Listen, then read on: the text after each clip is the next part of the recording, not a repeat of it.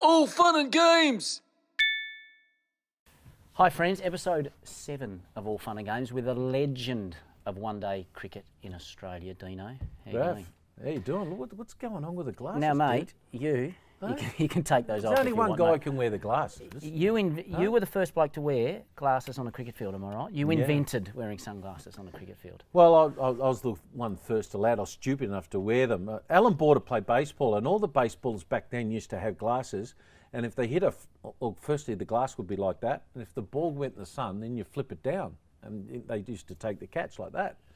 And I was in Perth, getting ready and Perth is really bright.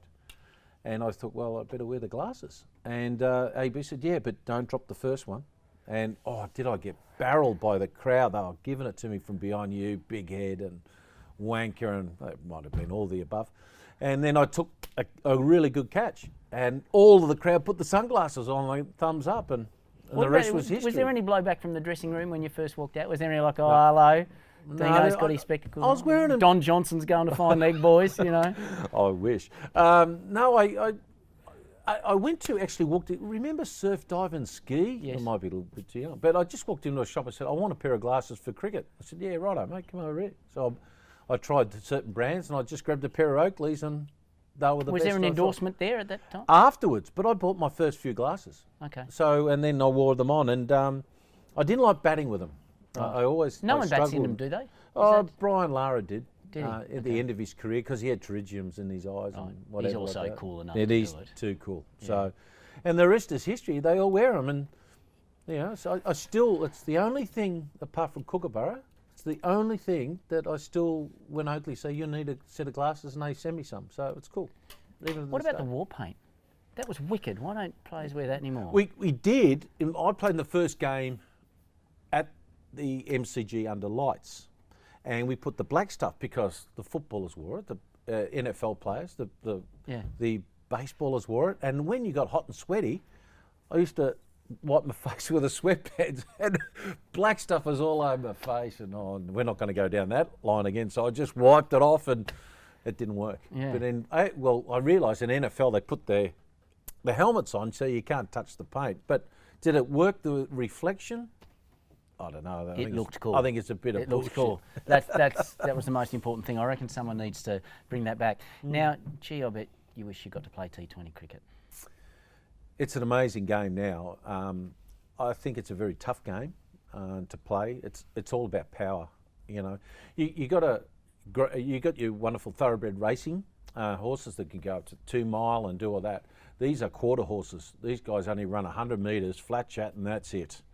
And it's all about power, and now it's over and done with in 3 and a bit hours, and it's just suited perfectly now for TV. Take the paycheck and off you go. Yeah, and I think it's the place where I think the Olympics and Commonwealth Games are going to actually pick it up. If we're going to sell game of cricket right around the world, they can play it on tennis courts, they can play it anywhere, right? They can drop in pitch, you can play anywhere, you can play T20 cricket.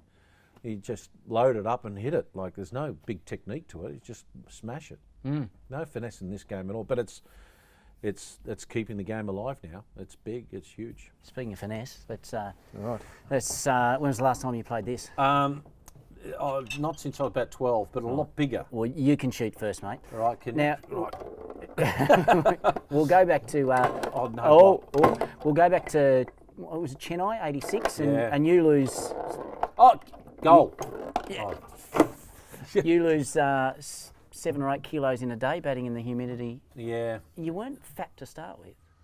No, it was my first. I played 2 Test matches in 1984 against the West Indians, and nearly a known goal there.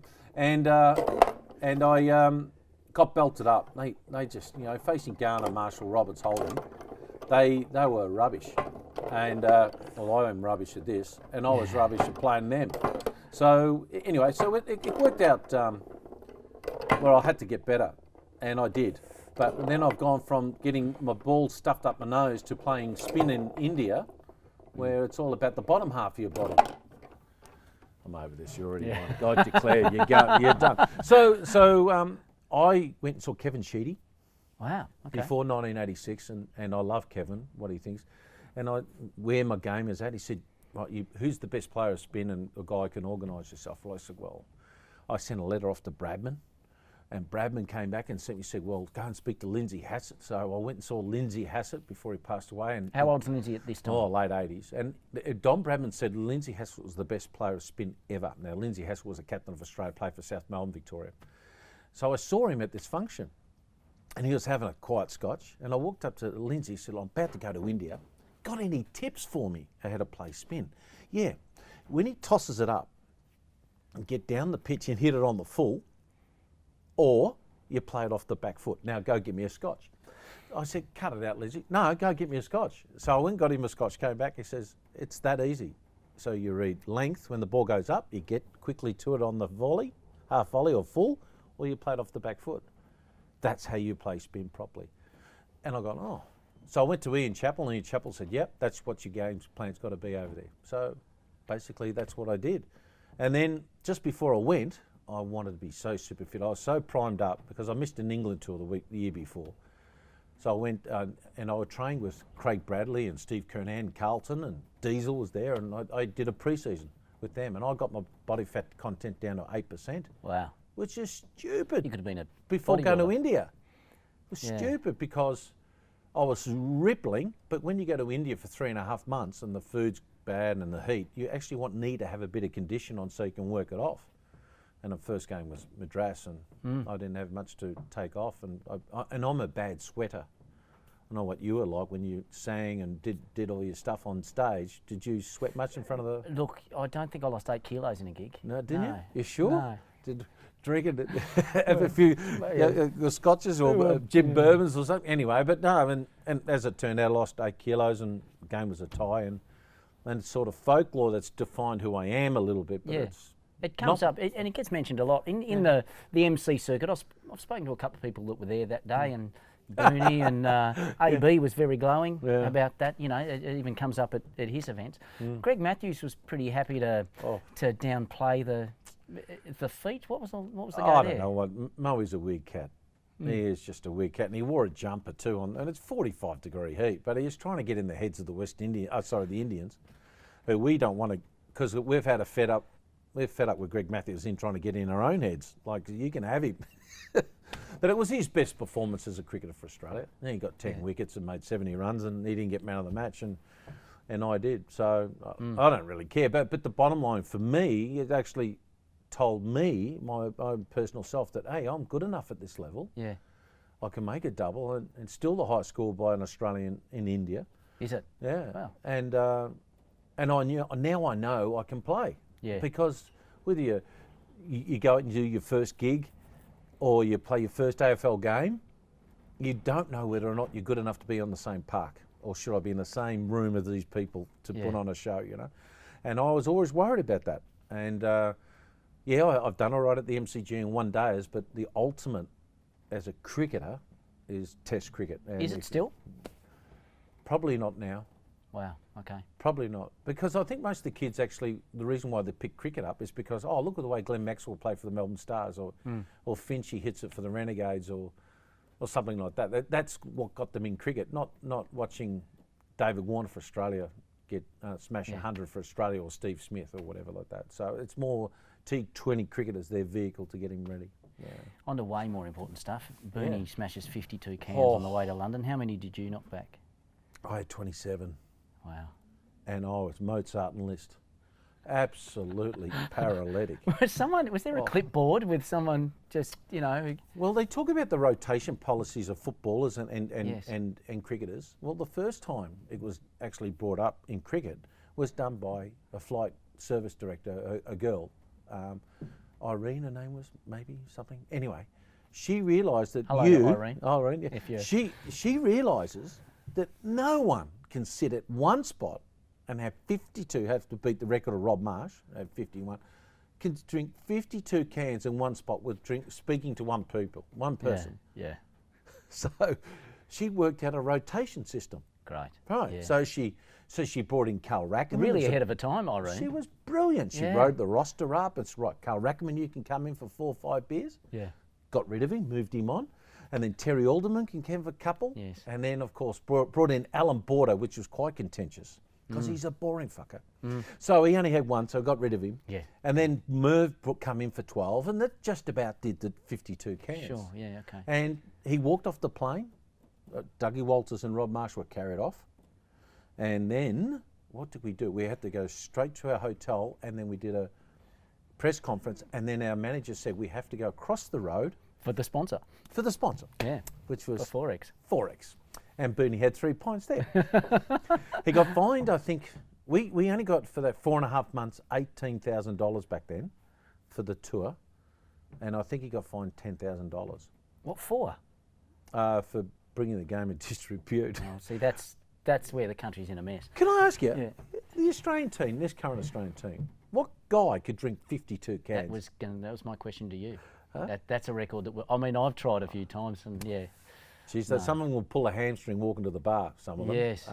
But not, see, that's a little bit, we could do that a little bit back in our day, but incidentally, Booney, 3.5 months later, inch of his life for not being about to be sent home on that 89 tour because of the drinking of that ill-fated trip, he actually hit the winning runs of in both of them, and we've become the first team to win the Ashes in England for 50 years. Let that be a lesson to this generation. For the older generation, maybe. Yeah, but, maybe. No, it was a good effort from Booney, and he hated it to be brought up. What are you? You talk about Madras with me. Booney hates being talked about that drinking thing, and yet he signed a deal with VB. Yeah, we've got the dole. We've had the dole here on the episode, actually. I'm confused. Now, mate, the back half of your career, domestically, you're averaging about $1 million for Victoria, and you weren't breaking back into the Australian team. Everyone in Australia had a conspiracy theory as to why you weren't, why you hadn't been reselected. Have we got to the bottom of that now? Not really. Who did you piss off? Well, probably plenty by the look of it. But the bottom line, it's a bit like Bermuda Triangle. What went on there was some of the planes and all that went down. Who's the person that I was dropped for? Do you know? I don't know, no. S.K. Warren. Right. He took my spot into the 12 and that was it. Okay. I was 12th man of this 1992. I was 30 years of age against the West Indies, and I was the worst 12th man ever. Right. I was watching the bets on TV, and when a guy gets out, you're supposed to get him a drink. Right. So no matter what, right? So Steve Waugh gets out, and I've got the races on, and I've got all sitting. I'm not even watching the cricket, and he made one. So he walks in, he's throwing the bat down. He looks at me and he says, "Where's my fucking drink?" And I said, "How many did you make?" He said, "1." I said, "Well, you're not too tired. The fridge is just there. I'm doing the racing." And he said, "Oh, fair enough. That was good as Tugger." And he walked over and got himself a drink, and I was the worst ever. So, but the following week, I had to say, we also got a sponsorship deal done by Telstra. And each player got a mobile phone. Can you believe it? 92. Wow. Mobile phone. We were kings. Yeah. And when I was dropped for the next game, Ian McDonald, who sadly just passed away, our team manager, rang me up and said, "We need your phone." I had the phone so they wouldn't, it has to be transferred to the next guy. That's like when you hand back your gun. That's it, like the hand back all this. So I had to hand back my phone and give it to Warnie. Wow. And then he went on to abuse that, didn't he? Well, so, he did very well on the phone over the years. No, the bottom line, when I look back at it, when I got dropped, to the time I retired from first class cricket, which is 7 years later, I think we only lost 2 series. So effectively, they probably got it right when you look back on it. But look, I'm happy I won a World Cup and won 3 Ashes series and all that. So you got to be in all fun and games with me. So there's a lot of. I'm still here. I'm still thought of, which is nice. A lot of pinnacles to your career. We're heading into the mid-90s, and the match fixing thing is just starting to bubble. You were on, it was one of the commercial television current affairs, and you said every team has a narc. Do you remember that? Yeah. What does that mean? What was the? Well, a person that's, as it turned out, my last tour for Australia, well, it wasn't the last tour, last test tour that I played was in Sri Lanka, and I actually got introduced by Manoj Babaka, an Indian test cricketer, to. I got a mate, we need to meet in the meeting room at the Taj Hotel. I said, yeah, righto. Because last year, he got me a deal to wear some clothes or something, and you get some money and you do a couple of photo shoots. No big deal. And I thought it's the same. So I walked downstairs and, I want you to meet my friend John. I go, oh, John, how are you? Nice to meet you. Was John the same bloke, or were they just all called John? Because John comes up a lot. He's the same bloke. Wow. Yeah, as this so-called Indian bookie. I said, I'm sorry, what do you do? He says, I'm guessing John wasn't his real name. No, no, funny enough. So I said to him, what do you want me to do? And he says, well, I just want you to tell me, sometimes Craig McDermott bats at number 4 as a pinch hitter. What's your team? Who's likely to do well? Who's likely not to do well? He wasn't told me to fix anything. He just wanted knowledge about the game itself. And I've gone, what's in it for me? He says, and then he brought up a cake tin, and I had $50,000 cash in it. Now, Get out of here! I was earning that a year. So, and then he put the mobile phone on. I go, another mobile phone. So, well, I do with 2. So I said, what do you got to ring me up when things happen? I says, you know when something in your gut says, no, this is not right. There's just something about $50,000 in a cake tin that doesn't add up. And there's a lot of money in there. So I've gone, no, I'm good. I wasn't nasty, but nice to meet you, John. All the best to you. So I walked out, and I remember I looked in the elevator and I looked in the mirror, and I looked at myself in the mirror, and I thought, I think that's the greatest thing you've ever done, is telling him to piss off. So I went and reported to Alan Border and to Bob Simpson and Cam Battersby, our team manager. And AB looked at me and says, well, if that's all he wanted, why didn't you take the money? We said, well, there's nothing wrong. You do that on radio, or you put it in a newspaper column. He made a good point. I said, well, he didn't ask you to bat slow or like get out. And he said, no, he just wanted knowledge. He says, I don't think it's right, Alan. And by the way, it's in our contract. We had one paragraph in my contract, playing contract, that you're not allowed to be involved with bookmakers or anything like that. So anyway, that was it.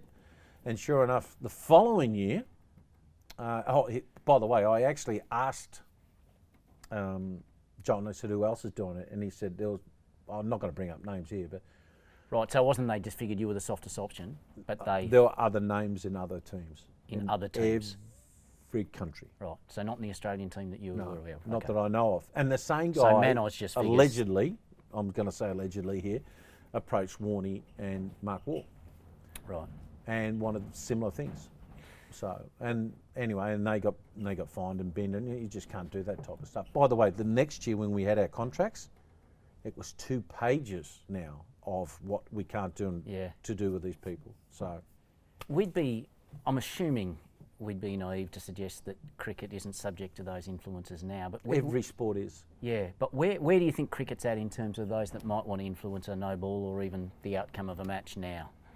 Well, they're pretty vigilant on it now. They take your phones off you before you go in. They monitor you. I have no doubt that the ICC anti-corruption people ring up players to say, oh, look, my name's Ravi or Bob or whatever, and can you do something for me and score slowly in the first over? And if they don't report that to the anti-corruption guy, you get caught.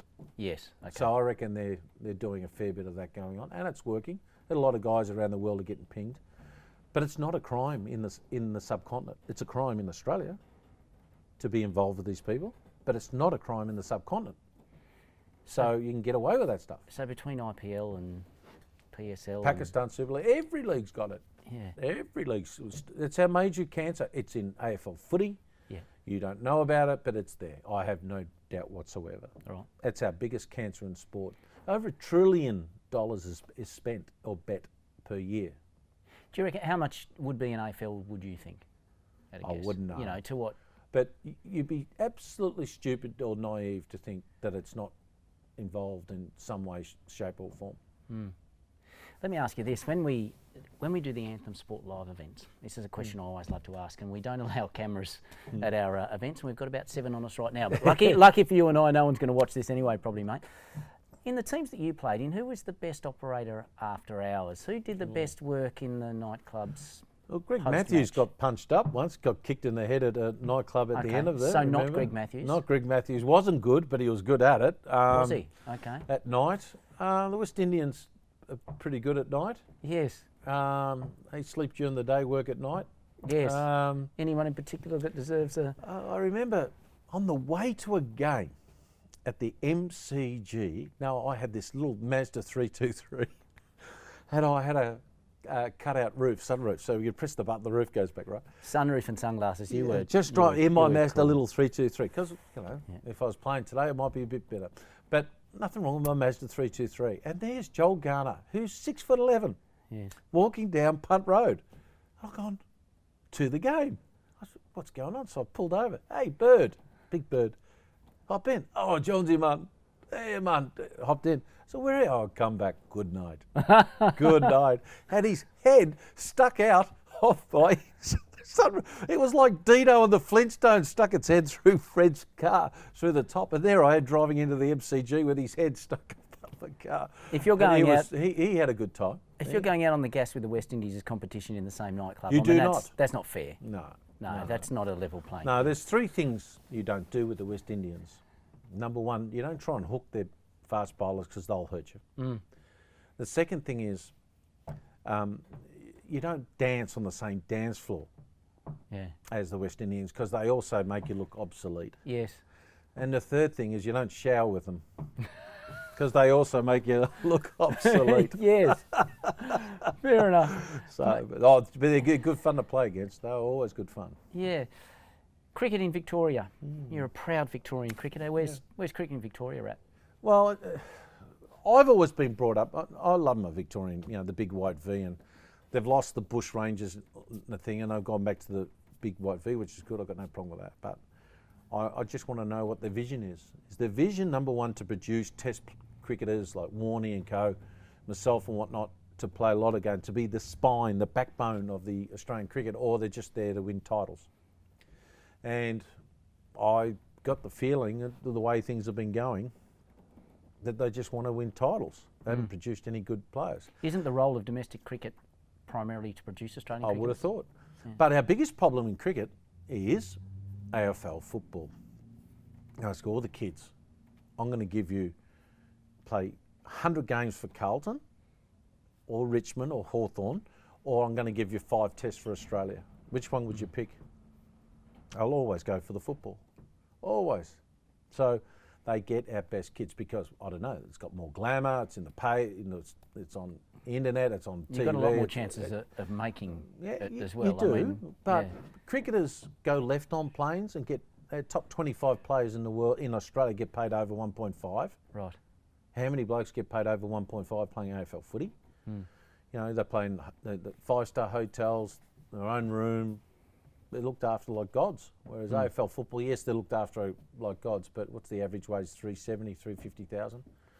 But 2 to 3 years, it's on the average is the career. So, but they pinch our best kids. Now, I'm talking about Victoria. Same goes for WA. They don't have many guys that haven't won a title. They've struggled. South Australia, it's the same. Tassie to a certain degree. And I say this in a nice way. In New South Wales, the kids, young kids, don't like playing NRL because they get smashed up by the Pacific Island kids because they're too big. Yeah. So they stick to either playing Aussie rules footy or they might play cricket.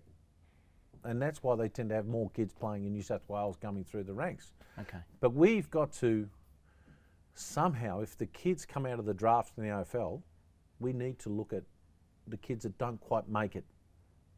They might have had a great background as playing under 14s, under 16s cricket, but footy was better. They tried AFL footy. It didn't work. We need to catch up on them, do it, get them back to the standard and maybe pinch our better young kids from there on. It doesn't take them too long to learn the skills again. But AFL's killing us in Victoria for sure. We talk about your Test cricket exploits, and we talk about Test cricket and where T20 is at now. Dean Jones and one-day cricket were synonymous. When Dean Jones was batting in the 80s, then you got into the lounge room and you had to flick on. Sound like an old radio program, yeah. Yeah. Well, where's one-day cricket fit in the wider ecosystem of cricket now? You know, in terms of the product that is cricket, where's one-day cricket going to be at in a generation's time? Well, if I said to you that the most watched sporting event, or the most eyeballs, was the India versus Pakistan first game in 2015 at Adelaide. It was the most watched sporting event on TV in the world. More so than the FIFA World Cup or the Olympics or whatever. You can even take that along, but you get the IPL. That's watched. The NFL in America is watched by 105 million. The IPL final is watched by 235 million. That's just in India. So cricket is just getting eyeballs everywhere around the world. So it's huge. But as long as India keep doing well, it's going to survive. That's where it's at. And the reason why it'll survive, because we get 100 ads, 100 overs in the game. It monopolises most of the day. When the one-day World Cup tournament is here, it's massive. Yeah, I can't tell you the number of eyeballs and the attraction to it. T20 cricket will be the same, but a shorter version of that. And Test cricket, well, that's just Test cricket. But it's still producing good numbers eyeballs-wise. Now, as long as India keep doing well, it'll survive. It's just feels like, and I have no authority to speak on this other than being a cricket fan, but when you were playing, one-day cricket was important. The outcome of the match was important, and whether you're going to make finals. Now, as a consumer, it's like we've got a 5-match series on. Even if it's 3-2 and good cricket, I'm not even sure what it's for. Yeah. Like we're fitting it around a already busy schedule. It's like, well, what's the point of these 5 matches? What does it count for? I agree with you. Yeah. You're spot on. There was something that, like, I was part of a team who won, I think, 11 World Series Cups. Yeah. And so we loved that. I don't know what's happened to that cup now, what they play for now. Yes. So, and you could win a car, an International Cricketer of the Year. Yeah, and you didn't want to do that either. Oh, why's that? Because, say it was the Alpha, and that's happened with Simon O'Donnell, won it in 87 or whatever. He got an Alpha, and it was worth $50,000 car, but you can take either $50,000 car or you can take $38,000 cash. So he took the cash because it's got to be spread amongst all the players. But he had to pay tax on that, on the $38,000. He didn't earn $38,000 a year. Wow. So you got to spread it amongst the team evenly. Evenly. No, depending on the pro rata, on how many games you played. Right. So that was the international. So he didn't play the test matches. He only played the one-dayers. So as it worked out incrementally, he actually got it less than a normal guy, say me, that played test matches and ODIs, and he won the. He won an International Cricketer of the Year. You don't want it. Lost, you don't want to win it because you have to pay tax on it. You see, you don't want the car. This ruins it. What about the Kit Kat strike rate? Did you want to win that? Or? No, that was another thing as well. That idea was by Jamie Packer. Right. And Jamie lined me up with Simon O'Donnell and someone else. He said, I've got $10,000 for the winner of the strike rate. I said, you have no idea how we actually, what we do with prize money, do you, Jamie? He said, no. I said, well, divide it by 15, say, hypothetically, and then the 10,000 by 15, and then you work out how, just say I'm at 600, 750 each, and I've got to pay tax on that, so that's $200. So it's $550 I'm going to get to put my career on the line to maintain a 100 strike rate. I don't think that's going to work. He said, no, it's not, is it? I said, well, I had it 1 year. That was it. It was flicked. I think Gus Logie picked it up, didn't he? No, I think it was, Yeah. Yeah. I remember I don't know next about the taxation they have on it. The little Gus, he whacked it around a bit. Wasn't the worst. T20 cricket, in terms of the leagues that are around, you're involved in the Pakistan. What's your Pakistan team? My team is in the Pakistan Super League is the Karachi Kings. Go the Kings. Go the Kings. How's the standard of that compared to IPL and then compared to BBL? Yeah. How would you rate those competitions? Well, if we put it in race, in horse racing parlance, you've got the Formula One, or the Group Ones is IPL and PSL. PSL is just below the IPL. I could say the bowling is better in PSL than is in the IPL, but overall, the bowling's not quite as good in the IPL. Pakistan have always had very good fast bowlers. Okay. You see, and the Indians, but it's changed a bit of late. But the Indians are up there. The batting and the standard, the quality of overseas pros is up there. And as we go right down, and I say this nicely, BBL will be country week racing. So it's a long way away from those other two in terms of the the talent of cricketers. Is that what you mean? I'm not doing a flyby, have a go at BBL, but you don't get any of the Australian players playing. A lot of them are club cricketers, and you get average overseas pros. Right. So when an overseas pro comes here, they're here for 2 months, not 1 month. They're here for 2 months, and they lose 20% tax. Now, a lot of the places where these pros come from don't pay tax, or maybe no more than 10%. And they've already paying overs already. They're not getting paid that much money anyway. So why would they come here? And they don't, because they go and play in the Bangladesh Premier League, which is a higher standard than the BBL. And they're allowed to have 4 overseas players in their team, compared to the BBL's only allowed 2. So they've got to change it up, BBL. They've got to sex it up. And they need the big names again. We need Australian players playing that, right? So Yes. David Warner, Steve Smith need to be regularly. We need the West in those Indians teams back as doing. well. We need the quality big boys back. You know, like the Andre Russells and all those, and Chris Gales and whatnot, to come back, because they're rock stars. Yeah. I'm not kidding. They are rock stars. You know, sitting next to a Dhoni or Virat Kohli, I can't tell you how big they are. Yeah. You know, Virat Kohli's earning 60 million a year now. So, and when they turn up at a gig, it's like, oh, the Beatles are here. Yeah. It's ridiculous. And you don't want to sit next to them on a plane, because you just get annoyed by people coming over, taking photos and wanting an autograph off him or something like that. They're just nightmares to sit next to. Don't shower next to Joel Garner. That's it. Don't sit next to Dhoni on the plane. Dhoni's the worst. They're worse than Kohli. They're my 2 big takers. Dhoni did have an excellent mullet there for a while, so you got outstanding. Yeah. And then the Pakistani president told him to cut it off, and he didn't for a while, but now he has. So there you go. So here's some more. Another nugget. The president told Dhoni to cut his hair. No, that was back in early 2000s when I was commentating. Yeah, his hair's too long. Of course, they come from a army background, and guess what he is? He's a colonel now. MS Dhoni is actually a colonel in the army. Yeah, so he's got this title as well. Gee, we've learned a lot in the last 20 minutes, Dino. There you go. Ladies and gentlemen, when you go out to play cricket or whatever sport that you choose on the weekend, and you whack on your Oakleys or your Ray-Bans, it was this That's it. trendsetter here, this trailblazer that invented it. Dino, thanks for being on All Fun and Games, mate. Hey, you're a star. 2-0. Oh, come on, now we'll go to 3. Now, 2 up. Now I'm going to... It's in there, mate. Right, You can kick right, first. I can get it out now. Right now, how do you play this game properly? Right, block, defence. It's all about defence, is it? Oh, who's beaten you in this? Anyone? No, this is the first time we played this one. There you go. Easy. It's the distraction technique. Thanks, mate. Thanks, Good on mate. ya. Cheers.